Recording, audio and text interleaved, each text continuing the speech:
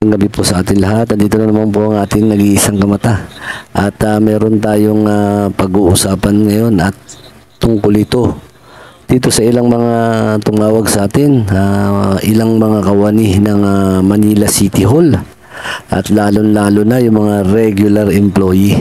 Yung mga regular employee ng Manila City Hall, medyo may sentimiento sila ngayon. Ayon sa ilang mga empleyado ng Manila City Hall, medyo napornada na naman ata ang kanilang bonus na ipinangako ni Mayora na ibibigay sa kanila, at sila ay umaasa na matatanggap pa nila ngayong buwan ng Disyembre. At yan ang malaking problema nila, bakit kaya medyo idinilay ni Mayora yung kanyang announcement nakaraan linggo na ibibigay na ang bonus ng regular employee ng Manila City Hall. Ay naku Mayora, paano ba tataas ang rating natin dyan sa lungsod ng Maynila? Lalo na dyan sa Manila City Hall, binibiti ninyo ang bonus pala. Sorry pa, bonus pala, mas importante ngayon ng bonus kaysa sa sahod. Kasi siyempre yung mga empleyado, yung bonus nila inaantay nila panghanda ngayong Noche Buena. Yung sahod nila huwag na natin intindihin. Alam naman natin lahat ng mga regular employee may mga loan yan, kaya kakakurumpot na lang ang sahod sasahurin yung mga yan. Kaya itong bonus nila ang kanilang inaantay. Kaya nga medyo nalungkot yung ilang regular employee ng lungsod ng Maynila dahil dito, at wala pang date kung kailan talaga ibibigay ang kanilang bonus. Ang sabi naman po ng ilan na baka next year na yan o baka wala na. Diba? Dapat po pagka nagbigay tayo ng sabihin natin, nagsalita tayo na bibigyan natin sila ng bonus at ibibigay na dapat ibinibigay natin.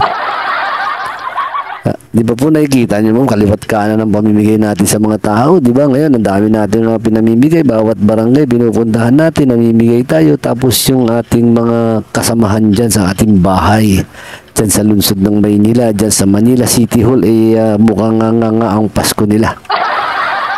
Mukhang natatakot pa sila, baka madamay pa pati bagong taon.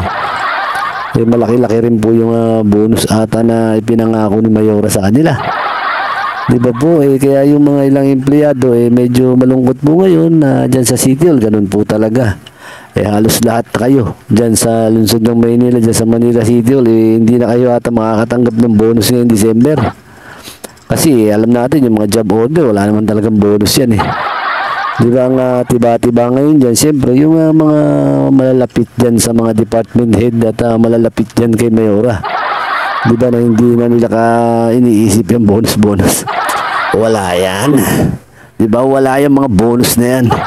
Yan ang mga tinatawag na malapit sa kusina. Pero kawawa naman po. Libo rin po yung empleyado natin dyan sa lungsod ng Maynila na umaasa na kahit papano ay sumaya ang kanilang Pasko at ang kanilang bagong taon, mukhang mapupurnada pa. Mukhang nabudol na naman kayo. Antayin nyo lang next year. Baka sakali ibigay. Di ba? Baka sakali lang po. Pero sigurado next year yan ibibigay kasi mag-e-eleksyon. Di ba? At naawa din ako doon sa mga ilang empleyado. Pare-parehas lang tayo. Pare-parehas lang tayong hindi nakakatanggap ng bonus. Pero in fairness, di ba? Okay pa rin yung mga empleyado, tuloy pa rin ang trabaho nila at ganun pa rin.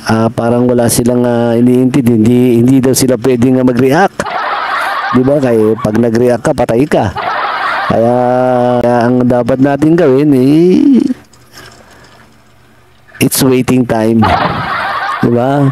Magantay na lang po tayo at malay nyo mahimasmasan si Mayora at ibigay sa inyo bukas. Di ba? Bigay na kaagad bukas. Di ba? Kaso sabi nung ilan malabo pa daw sa sabaw ng pusit kung bukas. Hindi daw mangyayari yun. Alam niyo naman yung mga ilang empleyado dyan sa lungsod ng Maynila ay kamata lang nakikipag-usap lagi. At siyempre, pagka sinabi nila sa akin at nag-open sila sa akin, siyempre sasabihin natin in public. Di ba? Kasi alam niyo kasi yung bonus ngayong Pasko. Di ba? Buwat sa mga government, mahalaga po yan sa mga empleyado. Tulad po ng sinabi ko, kasi yung mga sahod niya mga yan, marami po mga loan yan. Kasi siyempre, kakarampot na lang natatanggap nila. Kaya asahan po nila yung 13-month at bonus. Yung bonus na yan talagang inaasahan po nila. Pero sa kasamaang palad, wala pa daw. Wala pa daw hanggang ngayon. Last week daw, di umano, nag-announce na itong si Mayora na ihahatag na Pero hanggang ngayon, wala pa. Kaya yung mga ilang empleyado, kabado. Kinakabahan sila, siyempre, ano kaya ihahanda namin Pasko? Paskong nga. Di ba? Bakit po ganun? Bakit nagsasuffer ang ating mga empleyado? Dapat po inaalagaan natin yung mga empleyado natin kasi yan dapat ang kinukuha natin yung loob. Kasi yan po mga empleyado natin, talagang pong taga Maynila yan. Di ba? Times 5 ata yan Di ba? Kung ilan yung empleyado nyo, times 5 mo, ang laki-laki rin nun. Di ba? May mga kaibigan pa yan at sasabihin na ang ganda nito, ang ganda ngayon kasi ang bonus namin ang agang binigay. Kung ganyan ang gagawin natin, dinidelay natin, wala. Patuloy pa rin nababagsak yung rating natin dyan sa mismong Manila City Hall. Baka yung na-survey natin dyan, 18%, baka maging 8% na lang. Diba, alalahanin nyo, papalapit ng halalan, baka mamiligro po tayo. Diba po, kaya nga po yung mga empleyado dyan, medyo malungkot na tinatago, kunyari masaya. Diba kasi ang sabi nila na mahirap daw mag-comment sa ngayon dyan sa lungsod ng Maynila, mahirap po mag-comment kasi pag nag-comment kami malamang matapon, diba po? Baka matapon kami. Yan ang inaano nila, yung sinasabi nila. Kaya ngayon ang gagawin na lang nila magantay dun sa pangako. Antayin niyo yung pangako. Buti na nga, pinangakuhan kayo Di ba? Ayun ang mahalaga, pinangakuhan kayo. Gusto nyo pa yun pa rin. Di ba po, alam nyo naman na busy si Mayora. Nag-iikot-ikot. Namimigay ng mga aginaldo. Ano ang kaya nga aginaldo ng mga empleyado ng Manila City Hall? Ang pagkakaalam ko ngayon, sariling sikap sila Christmas party nila, ambag-ambag na lang sila. Di ba?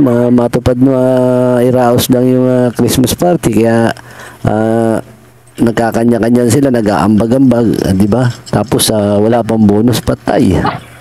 Di ba? Nga. Di ba? Pero, ang pangako ni Mayora, malay ninyo. Di ba? Malay ninyo, ibigay na. Di ba? Ibibigay yan. Baka next year. Kaya, yung mga empleyado dyan, ay kiramay po ako na wala tayong bonus at hindi pa natin natatanggap. Pero matatanggap po natin yan kasi nangako si Mayora, di ba? Matatanggap natin yan. Yun lang, hindi natin alam kung kailan.